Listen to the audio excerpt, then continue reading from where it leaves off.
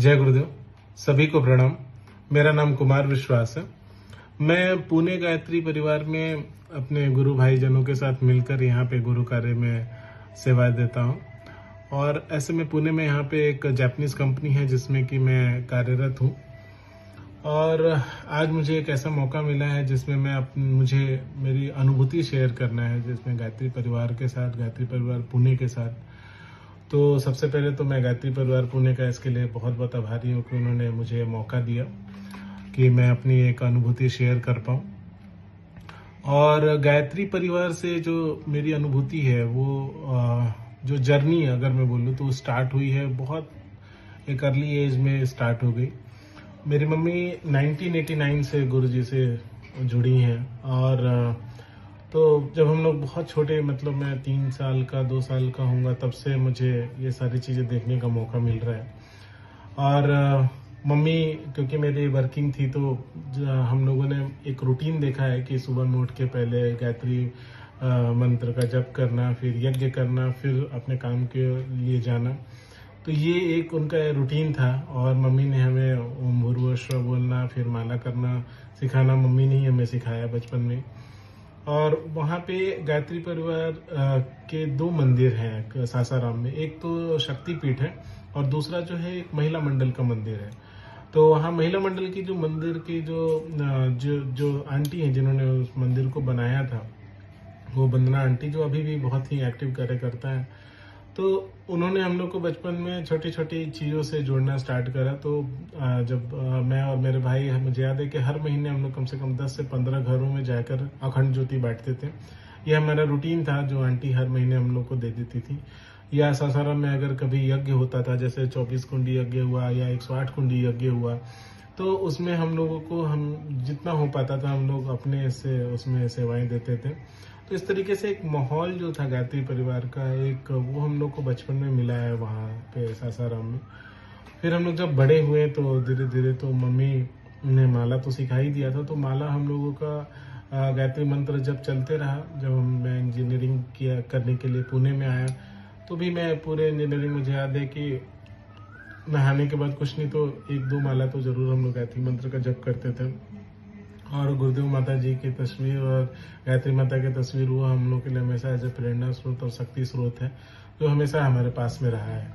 और शांति कुंज की अगर मैं बात करूँ तो शांति कुंज मैं काफ़ी लेट गया एक्चुअली। मुझे याद है कि मेरे फादर 2004 में उनकी डेथ हुई।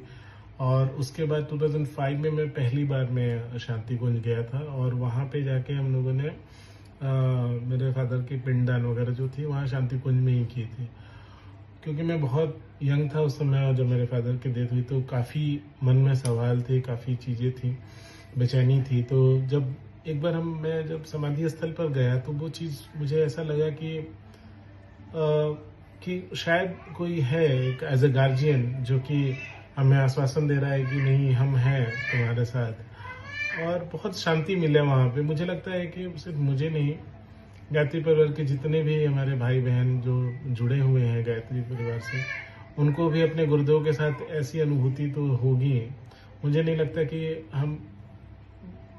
एक मेरे फ्रेंड ने पूछा कि तुमने देखा है क्या अपने गुरुदेव को, क्योंकि मेरा मोबाइल पे वॉलपेपर है गुरुजी का। तो बोले कि कौन है, इनको कभी देखा है क्या? तो मैंने बोला देखा तो नहीं है, लेकिन ऐसा लगता नहीं है कि देखा नहीं है। क्योंकि मुझे लगता है कि ये जवाब हर एक गायत्री परिवार का कार्यकर्ता दे सकता है, क्योंकि गुरुदेव इतने साक्षात रूप से हमारे जीवन में हमेशा मौजूद है। आप कभी भी याद करो, आप कभी भी अकेला नहीं महसूस कर सकते हो। ये गुरुदेव का एक आशीर्वाद है।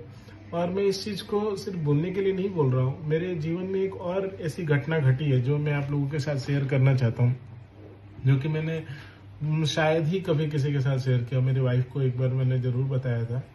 ये बात है 2006 की, जब मैं पुणे में इंजीनियरिंग करने के लिए आया था।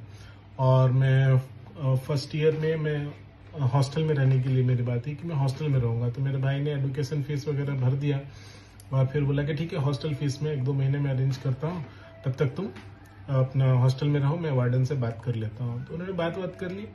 लेकिन क्योंकि 2 महीने का टाइम था मेरे भाई को अरेंज करने में, इस बीच में वार्डन बार बार आता था और बार बार मुझे बोलता था कि क्या हुआ, फीस का क्या हुआ, तुमने अभी तक क्यों नहीं जमा किया ऐसे। और ये चीज़ एक आध महीना चलते रहा, फिर अचानक से ये बंद हो गया एक दिन। फिर मुझे बहुत ताज्जुब हुआ कि मेरे रूममेट से पूछ रहा है फीस के लिए, मेरे से नहीं पूछ रहा है, मेरे बाजू वाले को रूम वाले से पूछ रहा है, मुझसे क्यों नहीं पूछ रहा है। फिर मैं बहुत हिम्मत करते हुए एक दिन ऑफिस में गया, फिर बोला कि सर क्या मेरा फीस आ गया है? तो उन्होंने बोला हाँ आ गया है तुम्हारा फीस। मैंने बोला अच्छा। मैंने बोला सर कब? बोला हाँ आ गया तुम्हारा फीस, तुम्हारा नाम नहीं है लिस्ट में, तुम जाओ। फिर मैं आया और मैंने भाई को फ़ोन किया। मैंने बोला, भाई से पूछा कि भाई तुमने पैसा डाल दिया क्या हॉस्टल का? तो बोला नहीं अभी तक तो अरेंज नहीं हुआ है। और फिर मैंने बोला कि उस दिन का ऐसा दिन था, मैं अपने रूम में आकर बहुत रोया। मैं समझ पाया कि कौन, सिर्फ वो आश्वासन नहीं था जो समाधि पे गुरुजी के जाने के बाद मुझे मिला था, वो आश्वासन की बात नहीं है। एक गार्जियन है जो कि गार्जियन का भी गार्जियन है, जिसने जो इस तरीके से अपने बच्चे का ख्याल रख सकता है कि उसका फीस तक भर दे, तो इससे ज्यादा और हम क्या ही बोल सकते हैं कि आपको गुरुजी का कैसा अनुभव है और गायत्री परिवार का क्या अनुभव है। ये शायद ऐसी चीज है जो मैं बोलूँ तो बहुत लोग उसको माने ना माने। मैं जानता हूँ कि मेरे साथ ये जीवन में घटना घटी है, मेरे लिए इस घटना का क्या भाव है और मेरे लिए गुरुदेव के मन में क्या श्रद्धा है, वो मैं ही समझ सकता हूँ इस चीज के लिए। और जब इंजीनियरिंग के बाद मैं 2015 में आया तो मेरी जो उस समय मेरी शादी नहीं हुई थी, लेकिन मेरी होने वाली वाइफ भी पुणे में थी। और मैं इसके लिए बहुत ही गुरुदेव का आभार मानता हूँ कि मुझे मेरी धर्मपत्नी भी ऐसी मिली जो कि गुरुदेव के कार्य में मेरे से बहुत ही ज़्यादा आगे है। वो बहुत सारे काम करती रहती है। जब मैं उसको देख के मैंने बहुत सारी चीज़ें सीखी हैं, चाहे आप यज्ञ बोलने या कुछ बहुत बहुत सारे ऐसे जीवन में चीज़ें हैं जो कि मैंने अपने वाइफ से सीखी हैं। तो वो गुरुदेव के लिए वो हमेशा यहाँ, जब मैं 2015 में आया तो मैं देखा कि वो स्लम एजुकेशन के लिए स्लम में जाती थी। बाल संस्कार शाला वगैरह अभी भी हमारे घर में चलता है जो मेरी वाइफ चलाती हैं। और उसके बाद वो यज्ञ के लिए जाते थे।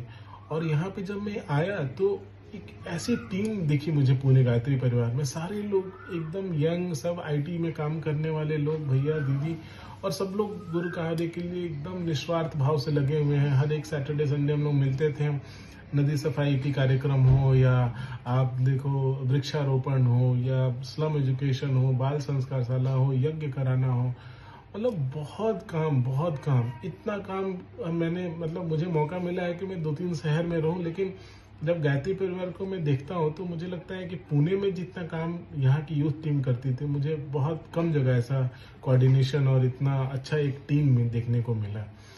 और यहाँ हम लोग बोलते हैं ना गायत्री परिवार, तो सिर्फ परिवार बोलने के लिए नहीं है। मेरी वाइफ और मैं, हम दोनों अकेले हैं पुणे में। और आज मैं ये बोल सकता हूँ कि रक्षाबंधन के दिन कम से कम कुछ नहीं तो 10 से 15 भाई लोग तो मेरे वाइफ के हैं जो कि यहाँ आते हैं उससे राखी बंधाने। और मेरे तो न जाने कितने भाई और बहन यहाँ पे मुझे मिले हैं पुणे गायत्री परिवार में। तो ये परिवार सिर्फ बोलने के लिए, लिखने के लिए नहीं है। ये गायत्री परिवार सच में एक परिवार है और ये सब गुरुजी के आशीर्वाद से ही हो रहा है। तो बस गुरुजी और माताजी से हमारी यही प्रार्थना है, ये हम सब भाई बहनों को इसी तरीके से अपना आशीर्वाद देते रहें, ऐसे ही हम लोग को प्रेरणा देते रहे हैं ताकि हम लोग गुरु कार्य को और आगे बढ़ाएं, हमारे नेक्स्ट जनरेशन को इस चीज़ों से जोड़ें। और जितना हो सकता है, हम तो चाहते हैं कि अभी हम 1-8% भी काम नहीं कर रहे होंगे गुरुजी का, हम गुरुदेव हमसे जितना और काम कराना चाहें हमसे कराएं और हम लोग हमेशा उस कार्य को करने के लिए हमेशा सतत खड़े रहें। और बस यही आप लोग, यही मेरी प्रार्थना है। और आप लोगों के लिए बहुत बहुत धन्यवाद गायत्री परिवार पुणे को, जिसने मुझे फिर से मौका दिया मुझे अपना अनुभव शेयर करने के लिए। सबको बहुत बहुत प्रणाम। Thank you.